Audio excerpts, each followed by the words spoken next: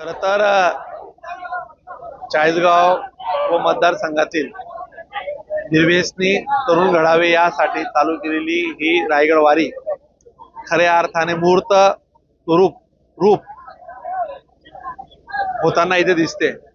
आणि दरवर्षीप्रमाणे यावर्षी देखील छत्रपती शिवरायांचा इतिहास जाणून घेण्यासाठी निर्व्यसनी आणि भविष्यातली पिढी घडवण्याच्या दृष्टिकोनातून ही रायगड वारी आम्ही करत असतो। ती या वर्षी देखील रायगड कॉमन एंट्रन्स टेस्ट ही घेऊन आम्ही 1000 विद्यार्थ्यांना घेऊन रायगड वारीला चाललोय।